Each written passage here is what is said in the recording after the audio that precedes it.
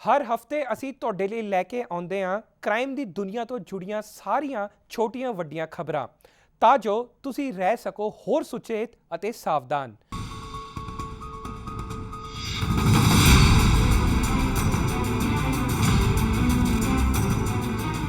ਹੁਸ਼ਿਆਰਪੁਰ ਦੇ ਗੜਦੀਵਾਲਾ ਵਿੱਚ ਇੱਕ ਯੂਥ ਅਕਾਲੀ ਦਲ ਦੇ ਨੇਤਾ ਵੱਲੋਂ ਇੱਕ ਨੌਜਵਾਨ ਕਬੱਡੀ ਖਿਡਾਰੀ ਦਾ ਬੁੱਧਵਾਰ ਰਾਤ ਨੂੰ ਗੋਲੀ ਮਾਰ ਕੇ ਕਤਲ ਕਰ ਦਿੱਤਾ ਗਿਆ।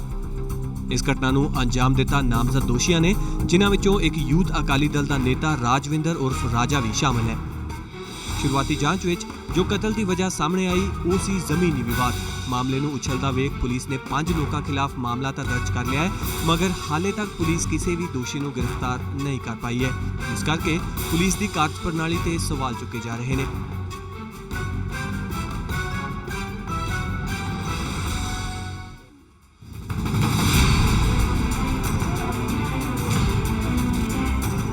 ਬੀਤੀ ਸ਼ਨੀਚਰਵਾਰ ਨੂੰ ਮੁਰਾਦਾਬਾਦ ਦੇ ਮੈਡੀਕਲ ਕਾਲਜ ਵਿੱਚ MBBS ਫਸਟ ਈਅਰ ਵਿੱਚ ਪੜ੍ਹਨ ਵਾਲੀ ਫਰੀਦਾਬਾਦ ਦੀ ਨੀਰਜ ਬਡਾਨਾ ਦੀ 5ਵੀਂ ਮੰਜ਼ਿਲ ਤੋਂ ਡਿੱਗ ਕੇ ਮੌਤ ਹੋ ਗਈ ਸੀ। ਇਸ ਕੇਸ ਵਿੱਚ ਇੱਕ ਨਵਾਂ ਖੁਲਾਸਾ ਸਾਹਮਣੇ ਆਇਆ ਹੈ। ਡਾਕਟਰਾਂ ਨੇ ਪੋਸਟਮਾਰਟਮ ਦੀ ਰਿਪੋਰਟ ਮੁਤਾਬਕ ਨੀਰਜ ਦੀ ਮੌਤ ਨੂੰ ਕਤਲ ਦਾ ਮਾਮਲਾ ਦੱਸਿਆ ਹੈ। ਨੀਰਜ ਦੇ ਪਰਿਵਾਰ ਵਾਲਿਆਂ ਦਾ ਵੀ ਇਲਜ਼ਾਮ ਹੈ ਕਿ ਉਹਨਾਂ ਦੀ ਬੇਟੀ ਦਾ ਕਤਲ ਹੋਇਆ ਹੈ। ਉਹਨਾਂ ਨੇ ਕਾਲਜ ਪ੍ਰਸ਼ਾਸਨ ਤੇ ਵੀ ਗੰਭੀਰ ਇਲਜ਼ਾਮ ਲਗਾਏ ਨੇ। ਫਿਲਹਾਲ ਪੁਲਿਸ ਮਾਮਲੇ ਦੀ ਜਾਂਚ ਵਿੱਚ ਲੱਗ ਗਈ ਹੈ।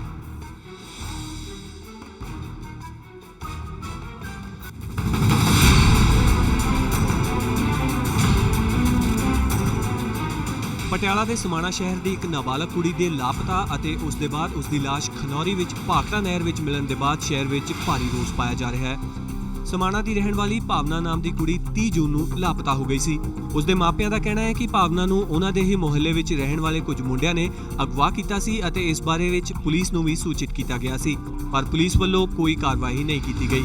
ਤਕਰੀਬਨ 10 ਦਿਨਾਂ ਬਾਅਦ ਉਹਨਾਂ ਦੀ ਬੇਟੀ ਦੀ ਲਾਸ਼ ਖਨੌਰੀ ਵਿੱਚ ਭਾਖੜਾ ਨਹਿਰ ਵਿੱਚੋਂ ਮਿਲੀ। ਪਰਿਵਾਰ ਨੇ ਇਲਜ਼ਾਮ ਲਗਾਇਆ ਕਿ ਪੁਲਿਸ ਅਗਵਾ ਕਰਨ ਵਾਲਿਆਂ ਨਾਲ ਮਿਲੀ ਹੋਈ ਹੈ। ਉੱਥੇ ਹੀ ਇਸ ਬਾਰੇ ਵਿੱਚ ਪੁਲਿਸ ਦਾ ਕਹਿਣਾ ਹੈ ਕਿ ਲੜਕੀ ਦੀ ਪੋਸਟਮਾਰਟਮ ਰਿਪੋਰਟ ਆਉਣ ਤੋਂ ਬਾਅਦ ਹੀ ਅੱਗੇ ਦੀ ਕਾਰਵਾਈ ਕੀਤੀ ਜਾਏਗੀ।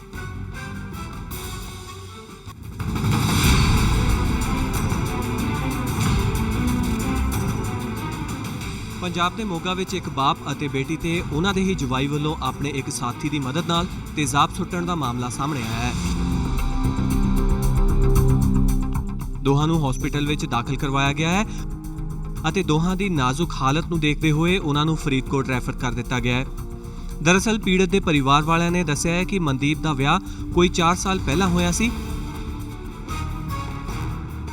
ਵਿਆਹ ਤੋਂ ਬਾਅਦ ਸਹੁਰਾ ਪਰਿਵਾਰ ਨੇ ਦਹੇਜ ਦੀ ਮੰਗ ਕਰਨੀ ਸ਼ੁਰੂ ਕਰ ਦਿੱਤੀ, ਜਿਸ ਕਰਕੇ ਮਨਦੀਪ ਦੇ ਪਿਤਾ ਨੇ ਆਪਣੀ ਬੇਟੀ ਦਾ ਤਲਾਕ ਦਾ ਕੇਸ ਦਰਜ ਕਰਵਾਇਆ ਸੀ। ਕੇਸ ਦੀ ਸੁਣਵਾਈ ਲਈ ਜਾ ਰਹੇ ਦੋਨੋਂ ਬਾਪ ਅਤੇ ਬੇਟੀ ਤੇ ਤੇਜ਼ਾਬ ਸੁੱਟਿਆ ਗਿਆ। ਦੋਵਾਂ ਦਾ ਹਸਪੀਟਲ ਵਿੱਚ ਇਲਾਜ ਚੱਲ ਰਿਹਾ ਹੈ।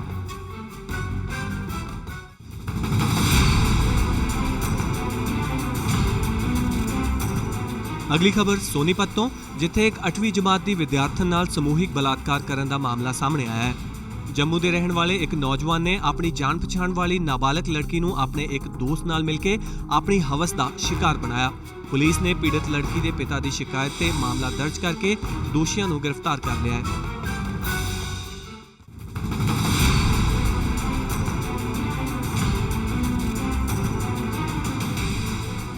ਪੰਜਾਬ ਦੇ ਮਾਨਸਾ ਜ਼ਿਲ੍ਹੇ ਵਿੱਚ ਪੁਲਿਸ ਨੇ ਨਸ਼ੇ ਦਾ ਵਪਾਰ ਕਰਨ ਵਾਲੀਆਂ 3 ਔਰਤਾਂ ਨੂੰ ਗ੍ਰਿਫਤਾਰ ਕਰਨ ਵਿੱਚ ਕਾਮਯਾਬੀ ਹਾਸਲ ਕੀਤੀ ਹੈ।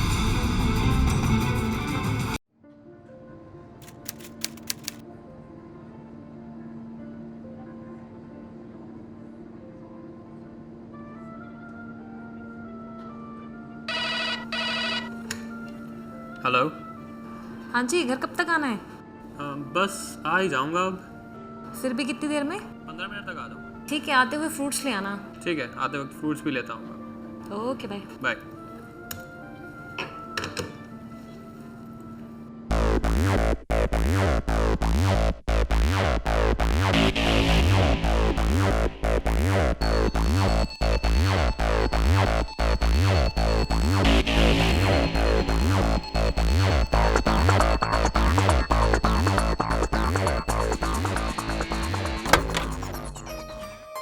हाँ जी, क्या काम है?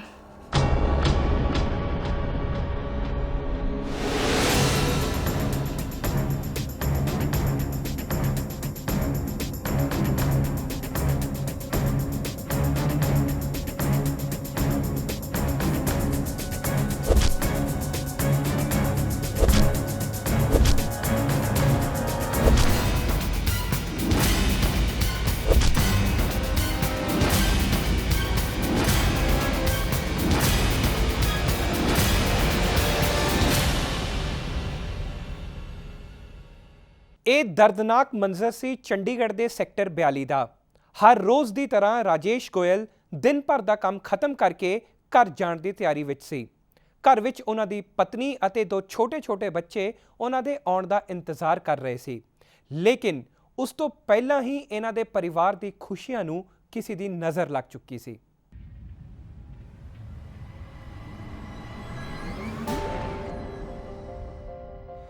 22 ਮਈ 2007 ਦੀ ਸ਼ਾਮ ਦੇ ਤਕਰੀਬਨ 6:30 ਵਜੇ ਸਨ। ਰਾਜੇਸ਼ ਗੋਇਲ ਦੀ ਪਤਨੀ ਅਤੇ ਬੱਚੇ ਉਹਨਾਂ ਦੇ ਘਰ ਪਰਤਣ ਦੀ ਉਡੀਕ ਕਰ ਰਹੇ ਸਨ।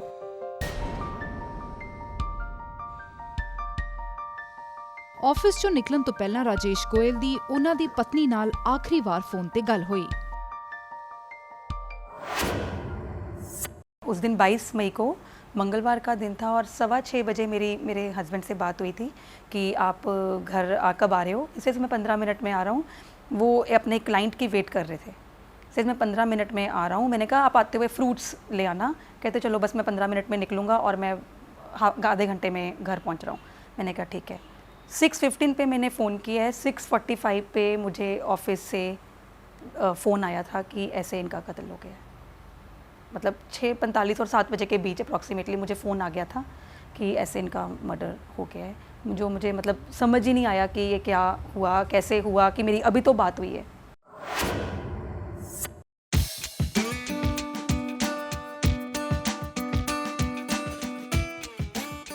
ਰਾਜੇਸ਼ ਗੋਇਲ ਇੱਕ ਚਾਰਟਰਡ ਅਕਾਊਂਟੈਂਟ ਸਨ। ਲੋਕਾਂ ਦੇ ਪੈਸੇ ਦਾ ਹਿਸਾਬ-ਕਿਤਾਬ ਰੱਖਣਾ ਉਹਨਾਂ ਦਾ ਕੰਮ ਸੀ। ਉਹਨਾਂ ਇਹ ਕਦੀ ਵੀ ਨਹੀਂ ਸੋਚਿਆ ਹੋਵੇਗਾ ਕਿ ਇੱਕ ਦਿਨ ਇਹੀ ਪੈਸਾ ਉਹਨਾਂ ਦੀ ਜਾਨ ਦਾ ਦੁਸ਼ਮਣ ਬਣ ਜਾਏਗਾ ਅਤੇ ਉਹਨਾਂ ਦੀ ਇਮਾਨਦਾਰੀ ਦੀ ਕੀਮਤ ਉਹਨਾਂ ਨੂੰ ਆਪਣੀ ਜਾਨ ਗੁਆ ਕੇ ਚੁਕਾਉਣੀ ਪਏਗੀ।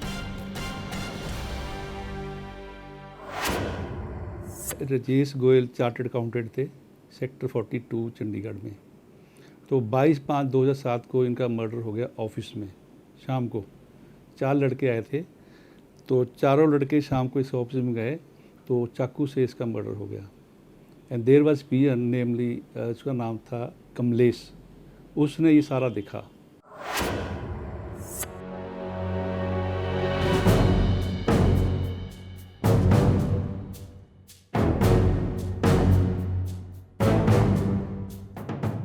ਰਾਜੇਸ਼ ਅਤੇ ਉਹਨਾਂ ਦੀ ਪਤਨੀ ਸੋਨੀਆ ਵਿੱਚ ਗੱਲ ਹੋਏ ਹਾਲੇ ਅੱਧਾ ਘੰਟਾ ਵੀ ਨਹੀਂ ਹੋਇਆ ਸੀ ਕਿ ਸੋਨੀਆ ਨੂੰ ਇੱਕ ਅਜਿਹੀ ਖਬਰ ਸੁਣਨ ਨੂੰ ਮਿਲੀ ਜਿਸ ਨੇ ਉਹਨਾਂ ਦੇ ਪੈਰਾਂ ਹੇਠੋਂ ਜ਼ਮੀਨ ਖਿਸਕਾ ਦਿੱਤੀ।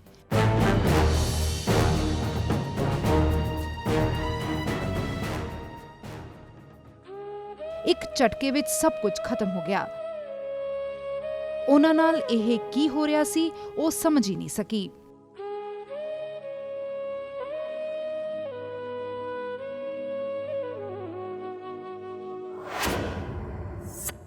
एक्चुअली मर्डर का नहीं बोला गया था, ये बोला गया था कि इनके ऊपर चाकू चला है। तो मेरे को तब भी ये था कि जख्मी हुए होंगे, कि they he would be in hospital, ये नहीं बताया गया था फ़ोन पे। तो जब मैं घर से निकली और बच्चों को मैंने वहीं छोड़ दिया नेबर्स के, क्योंकि मेरे पास इतना टाइम ही नहीं था। साथ में ही नेबर से उनके साथ ही मैं ऑफिस जब पहुंची तो वहाँ आकर भी मुझे लगा कि ये हॉस्पिटल में कहीं है, जबकि वहाँ पे बहुत लोग इकट्ठे हुए थे, पुलिस ही बहुत ज़्यादा पुलिस थी। फिर बहुत मतलब थोड़ी देर तक मुझे उसके बाद पता लगा कि नहीं, अस्पताल जाने की तो नौबत ही नहीं आई है, कि he is murdered in this office only. ਕਾਤਲਾਂ ਨੇ ਬਹੁਤ ਸੋਚ ਸਮਝ ਕੇ ਇੱਕ ਅਜਿਹਾ ਸਮਾਂ ਚੁਣਿਆ ਸੀ ਜਦੋਂ ਰਾਜੇਸ਼ ਗੋਇਲ ਆਫਿਸ ਬੰਦ ਕਰ ਘਰ ਜਾਣ ਵਾਲੇ ਹੁੰਦੇ ਸੀ। ਉਸ ਸਮੇਂ ਪੀਐਨ ਤੋਂ ਇਲਾਵਾ ਹੋਰ ਕੋਈ ਨਹੀਂ ਹੁੰਦਾ ਸੀ। ਆਖਿਰ ਕੌਣ ਸੀ ਇਹ 4 ਲੋਕ ਜਿਨ੍ਹਾਂ ਨੇ ਰਾਜੇਸ਼ ਗੋਇਲ ਵਰਗੇ ਇਮਾਨਦਾਰ ਅਤੇ ਸੱਚੇ ਇਨਸਾਨ ਦਾ ਇੰਨੀ ਬੇਦਰਦੀ ਨਾਲ ਕਤਲ ਕਰ ਦਿੱਤਾ? मनदीप सिंह, ईसविंदर सिंह, शिव कुमार एंड कनम अरोड़ा। तो ये चारों को बाद में अरेस्ट किया गया। तो उसके बाद इन्वेस्टिगेशन की। इन्वेस्टिगेशन में जो पुलिस वाले थे उन्होंने कमलेश, जिसने मौका देखा था, मजिस्ट्रेट के सामने उसके 164 CRPC के बयान लिए। उसने माना कि मेरे सामने मर्डर हुआ, बयान दर्ज किए। उसके बाद इन्वेस्टिगेशन के बाद पुलिस ने चालान पेश किया कोर्ट में। जी कहिए, क्या काम है? ਹੈਰਾਨ ਕਰ ਦੇਣ ਵਾਲੀ ਗੱਲ ਇਹ ਸੀ ਕਿ ਲੋਕਾਂ ਨੇ ਸ਼ਰੇਆਮ ਰਾਜੇਸ਼ ਗੋਇਲ ਦੇ ਆਫਿਸ ਵਿੱਚ ਦਾਖਲ ਹੋ ਕੇ ਉਹਨਾਂ ਦਾ ਕਤਲ ਕਰ ਦਿੱਤਾ।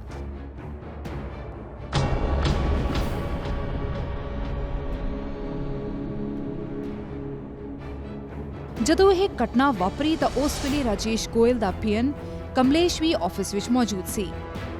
ਆਖਰ ਕੀ ਕਸੂਰ ਸੀ ਰਾਜੇਸ਼ ਗੋਇਲ ਦਾ ਜਿਸ ਦੇ ਲਈ ਉਸ ਨੂੰ ਇੰਨੀ ਵੱਡੀ ਕੀਮਤ ਚੁਕਾਉਣੀ ਪਈ? ਆਖਰ ਕਿਉਂ ਕੀਤਾ ਗਿਆ ਸੀ ਰਾਜੇਸ਼ ਗੋਇਲ ਦਾ ਕਤਲ? ਕੀ ਕਾਰਨ ਸੀ ਇਸ ਕਤਲ ਦੇ ਪਿੱਛੇ? यही पहला क्वेश्चन मन में था कि क्या कारण होगा कि ये ऐसे मर्डर हुआ है, क्योंकि मेरे जो हस्बैंड की नेचर थी वो तो मतलब ऐसी थी कि वो थे ना, मक्खी मच्छर भी नहीं मारने का काम था उनका। He was so sober and decent and मतलब नो एनिमीज और sober person, I mean very much soft spoken. मतलब हार्ड टू बिलीव कि ऐसे इंसान का भी मर्डर हो सकता है।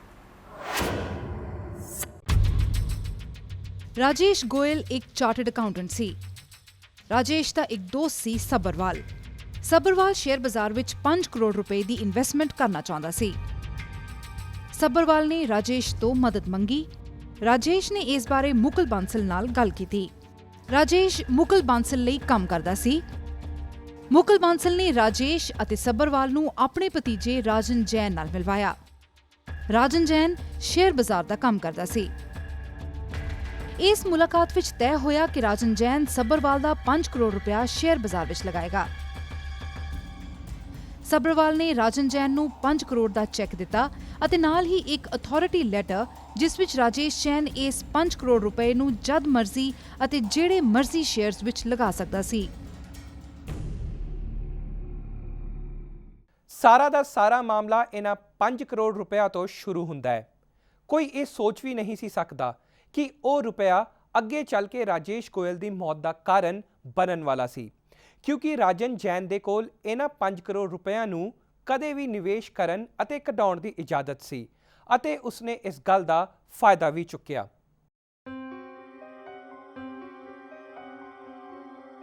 ਰਾਜਨ ਜੈਨ ਨੇ ਸੱਬਰਵਾਲ ਦੇ 5 ਕਰੋੜ ਰੁਪਏ HCL ਟੈਕਨੋਲੋਜੀਜ਼ ਕੰਪਨੀ ਦੇ ਸ਼ੇਅਰਸ ਤੇ ਲਗਾਏ ਸਨ। ਕੰਪਨੀ ਦਾ ਮੁਨਾਫਾ ਵਧਣ ਨਾਲ ਉਹਨਾਂ ਨੇ ਹਰ ਇੱਕ ਸ਼ੇਅਰ ਤੇ ਬੋਨਸ ਦਿੱਤਾ ਅਤੇ ਇਹ ਪੈਸਾ ਵੱਧ ਕੇ 5 ਕਰੋੜ ਤੋਂ 10 ਕਰੋੜ ਹੋ ਗਿਆ। ਪੈਸਾ ਦੁੱਗਣਾ ਹੁੰਦੇ ਵੇਖ ਰਾਜਨ ਜੈਨ ਅਤੇ ਮੁਕੁਲ ਬਾਂਸਲ ਦੇ ਮਨ ਵਿੱਚ ਲਾਲਚ ਆ ਗਿਆ ਅਤੇ ਉਹਨਾਂ ਨੇ ਬੋਨਸ ਤੇ 5 ਕਰੋੜ ਰੁਪਏ ਨੂੰ ਹੜਪਣ ਦੀ ਸਾਜ਼ਿਸ਼ ਘੜੀ। ਰਾਜੇਸ਼ ਗੋਇਲ ਇਸ ਬੋਨਸ ਦੀ ਰਕਮ ਬਾਰੇ ਜਾਣਦਾ ਸੀ। ਉਸਨੇ ਇਸ ਸਾਜ਼ਿਸ਼ ਤੇ ਇਤਰਾਜ਼ ਜਤਾਇਆ। ਰਾਜੇਸ਼ ਗੋਇਲ ਨੇ ਮੁਕੁਲ ਬਾਂਸਲ ਅਤੇ ਰਾਜਨ ਜੈਨ ਨੂੰ ਇਹ ਪੈਸਾ ਸੱਬਰਵਾਲ ਨੂੰ ਦੇਣ ਦੇ ਲਈ ਕਿਹਾ। ਇਸ ਗੱਲ ਤੋਂ ਨਾਰਾਜ਼ ਮੁਕੁਲ ਬਾਂਸਲ ਅਤੇ ਰਾਜਨ ਜੈਨ ਨੇ ਰਾਜੇਸ਼ ਗੋਇਲ ਨੂੰ ਰਸਤੇ ਤੋਂ ਹਟਾਉਣ ਦਾ ਫੈਸਲਾ ਲਿਆ ਅਤੇ ਇਸ ਕਾਨੂੰਨੀ ਸਾਜ਼ਿਸ਼ ਨੂੰ ਅੰਜਾਮ ਦਿੱਤਾ।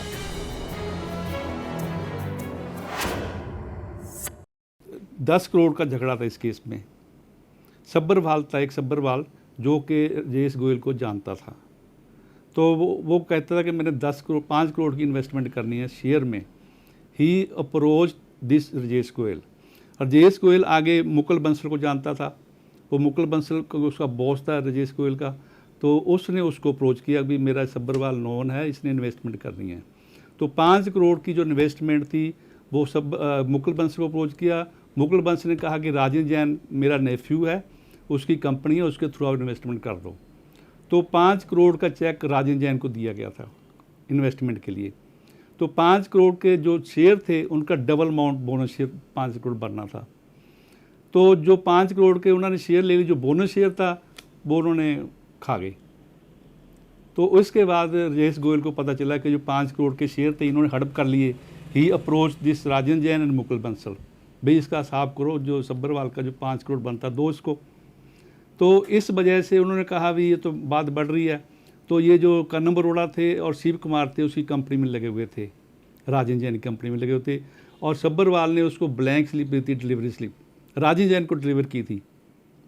उस डिलीवरी स्लिप से वो जो भी करना चाह कर सकता था, वो डिलीवरी स्लिप से उन्होंने वो जो 5 करोड़ था शेयर हड़प कर गए। राजन ये शिव कुमार और कन्नम अरोड़ा उसके एम्प्लॉई थे। इन्होंने सारे ने कॉन्स्पिरेसी करके राजेश गोयल का मर्डर किया, क्योंकि राजेश गोयल इनको प्रेसपॉन करता कि ये जो 5 करोड़ शेयर है इसका हिसाब किताब करो। This was the motive of the crime.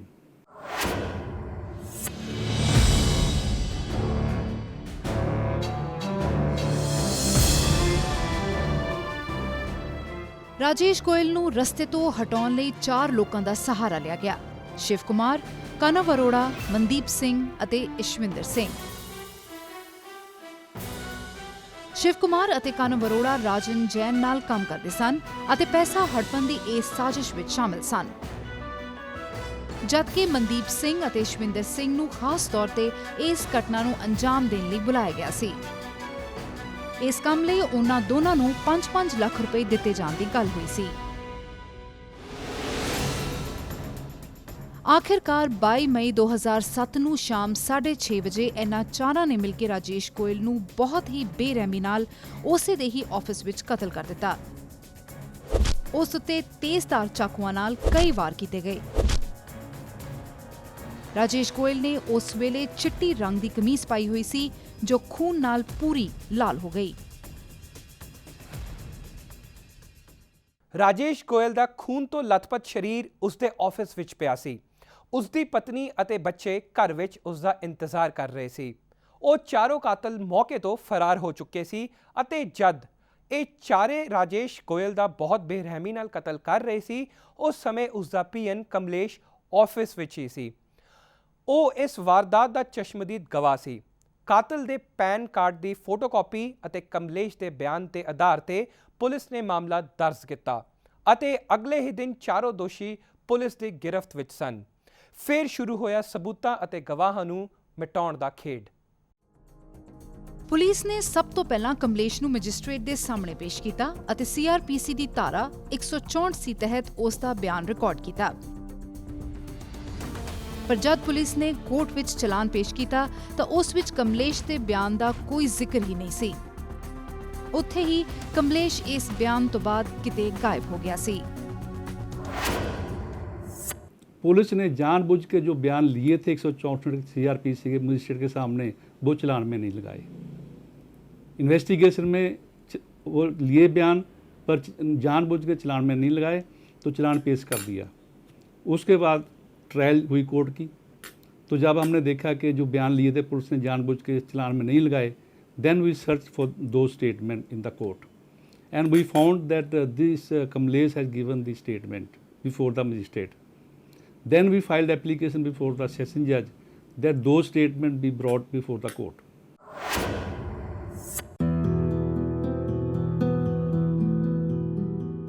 दो 2007 ਤੋਂ ਚੱਲ ਰਹੇ ਇਸ ਕੇਸ ਵਿੱਚ ਕਈ ਉਤਰਾਅ ਚੜ੍ਹਾਅ ਆਏ, ਪਰ ਰਾਜੇਸ਼ ਗੋਇਲ ਦੀ ਪਤਨੀ ਸੋਨੀਆ ਗੋਇਲ ਨੇ ਹਿੰਮਤ ਨਹੀਂ ਹਾਰੀ। ਉਹ ਦੋਸ਼ੀਆਂ ਨੂੰ ਕੜੀ ਤੋਂ ਕੜੀ ਸਜ਼ਾ ਦਿਵਾਉਣਾ ਚਾਹੁੰਦੀ ਸੀ, ਜਿਸ ਕਰਕੇ ਉਸ ਨੂੰ ਵੀ ਕਈ ਵਾਰ ਧਮਕੀਆਂ ਮਿਲੀਆਂ, ਪਰ ਉਹ ਆਪਣੇ ਇਰਾਦੇ ਦੀ ਪੱਕੀ ਨਿਕਲੀ। 4 साल पहले जब तो इन चारों लड़कों ने मुझे कोर्ट में ही, मतलब कोर्ट के बाहर उन्होंने मुझे धमकाया कि आप को जो करना है आप कर लो, आपका भी वही हाल करेंगे जो आपके पति का किया था, आप प्रूफ करो जो आपने करना है। मैंने कहा तुमने जो करना है कर लो और प्रूफ तो होके ही रहेगा। तो उन्होंने मुझे सरेआम मतलब धमकी दी थी कि भी आपका हम वही हाल करेंगे।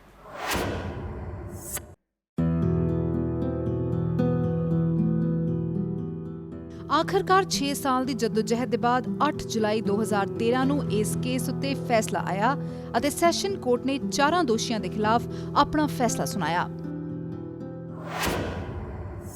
जज साहब ने 4 के खिलाफ जो दी है वर्डिक्ट, उसमें इनको लाइफ और 10 साल की सज़ा दी है। तो बड़ी एक्स्ट्राऑर्डिनरी इन्होंने पनिशमेंट दी है इनको, विच वर दे डिज़र्व दिस पनिशमेंट, क्योंकि उन्होंने कहा है कि जो पहले 10 साल की सज़ा चलेगी उसके बाद इनकी लाइफ इम्प्रिजनमेंट स्टार्ट होगी। एक बार तो मन यही कहता है कि उनको भी फांसी मिलनी चाहिए थी कि अगर आप किसी को मारते हो तो आपको भी मरना चाहिए, मन यही होता है। पर फिर जब हम एक लीगल तरीके से सोचते हैं, जो आपको वकील बताते हैं, तो उससे वो क्लियर हो जाता है कि इनको उम्र कैद की सज़ा भी है। पर अब मन में एक डर है कि अगर कहीं हाई कोर्ट से इनको कोई, ऑब्वियसली वो अब हाई कोर्ट में अपील करेंगे, उस तरफ से कोई इनको रिहाई ना मिल जाए, कि जो हमने इतनी मेहनत की है, जो इतनी इनको सज़ा मिली है, कहीं कहीं किसी तरीके से ये लोग वहाँ से ना छूट जाएं।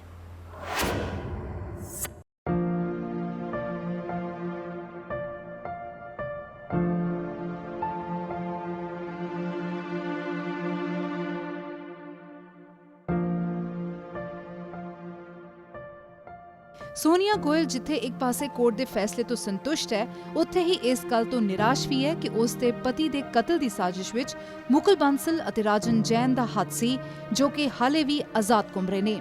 ਇਹਨਾਂ ਦੋਹਾਂ ਦੇ ਖਿਲਾਫ ਪੁਲਿਸ ਨੇ ਕੋਈ ਮਾਮਲਾ ਦਰਜ ਨਹੀਂ ਕੀਤਾ। ਸੋਨੀਆ ਨੇ ਕੋਰਟ ਨੂੰ ਅਪੀਲ ਕੀਤੀ ਹੈ ਕਿ ਮੁਕੁਲ ਬਾਂਸਲ ਅਤੇ ਰਾਜਨ ਜੈਨ ਖਿਲਾਫ ਵੀ ਮੁਕੱਦਮਾ ਦਰਜ ਕੀਤਾ ਜਾਏ।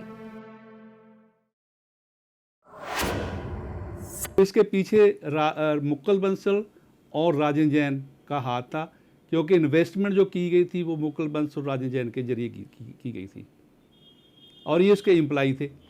जो इसके एम्प्लॉई थे वो अपने एम्प्लॉयर के बिना कुछ नहीं कर सकते थे। They were acting under the instructions of the employer, this Mukul Bansal and Rajan Jain. तो उसके बाद फिर हमने कोर्ट में एप्लीकेशन भी दी 319 की CRPC के for summoning them as additional accused. ਇਸ ਕੇਸ ਦਾ ਚਸ਼ਮਦੀਦ ਗਵਾਹ ਅੱਜ ਵੀ ਲਾਪਤਾ ਹੈ। ਨਾ ਤਾਂ ਪੁਲਿਸ ਉਸ ਨੂੰ ਲੱਭ ਸਕੀ ਅਤੇ ਨਾ ਹੀ ਕਿਸੇ ਹੋਰ ਨੇ ਉਸ ਨੂੰ ਕਦੇ ਵੇਖਿਆ। ਕਿਸੇ ਨੂੰ ਇਹ ਵੀ ਨਹੀਂ ਪਤਾ ਕਿ ਉਹ ਜਿਉਂਦਾ ਵੀ ਹੈ ਜਾਂ ਉਸ ਨੂੰ ਵੀ ਮਾਰ ਦਿੱਤਾ ਗਿਆ। ਰਾਜੇਸ਼ ਗੋਇਲ ਦੀ ਮੌਤ ਤੋਂ ਬਾਅਦ ਇੱਕ ਵਾਰ ਤਾਂ ਉਹਨਾਂ ਦੀ ਪਤਨੀ ਸੋਨੀਆ ਗੋਇਲ ਪੂਰੀ ਤਰ੍ਹਾਂ ਟੁੱਟ ਗਈ ਸੀ, ਪਰ ਉਹਨਾਂ ਨੇ ਕਦੇ ਵੀ ਹਾਰ ਨਹੀਂ ਮੰਨੀ ਅਤੇ ਇਸ ਕੇਸ ਨੂੰ ਉਸਦੇ ਅੰਜਾਮ ਤੱਕ ਪਹੁੰਚਾਇਆ। ਇਨਸਾਫ ਦੀ ਇਸ ਲੜਾਈ ਵਿੱਚ ਇੱਕ ਤਰਫ ਜਿੱਥੇ ਉਹ ਮੁਜਰਮਾਂ ਦੇ ਖਿਲਾਫ ਲੜ ਰਹੀ ਸੀ, ਉੱਥੇ ਹੀ ਆਪਣੇ ਬੱਚਿਆਂ ਦੇ ਪਾਲਣ ਪੋਸ਼ਣ ਲਈ ਜ਼ਿੰਦਗੀ ਨਾਲ ਜੱਦੋ-ਜਹਿਦ ਕਰ ਰਹੀ ਸੀ। ਲਾਲਚ ਅਤੇ ਇਨਸਾਨੀਅਤ ਦਾ ਘਾਣ ਕਰਨ ਵਾਲਾ ਇਹ ਮਾਮਲਾ ਦਿਲ ਨੂੰ ਦਹਿਲਾਣ ਵਾਲਾ ਹੈ। ਕਿਵੇਂ ਲੱਗਿਆ ਤੁਹਾਨੂੰ ਸਾਡੇ ਇਸ ਹਫਤੇ ਦਾ ਕ੍ਰਾਈਮ ਲਾਈਨ? ਸਾਨੂੰ ਜ਼ਰੂਰ ਮੇਲ ਕਰੋ editor@dayandnightnews.com ਤੇ। ਅਗਲੇ ਹਫਤੇ ਫੇਰ ਹੋਵੇਗੀ ਮੁਲਾਕਾਤ। ਰੱਬ ਰੱਖਾ। ਖਬਰਾਂ ਦੀ ਦੁਨੀਆ ਵਿੱਚ ਆਓ, ਸਾਡੇ ਨਾਲ ਕਦੇ ਵੀ ਤੇ ਕਿਤੋਂ ਵੀ ਜੁੜੋ। ਆਪਾਂ ਮਿਲਾਂਗੇ ਫੇਸਬੁੱਕ ਤੇ, ਅਸੀਂ ਦਿਖਾਂਗੇ YouTube ਤੇ, ਸਾਨੂੰ ਫੋਲੋ ਕਰੋ ਟਵਿੱਟਰ ਤੇ। ਖਬਰਾਂ ਨਾਲ ਜੁੜੇ ਰਹੋ ਦਿਨ ਰਾਤ।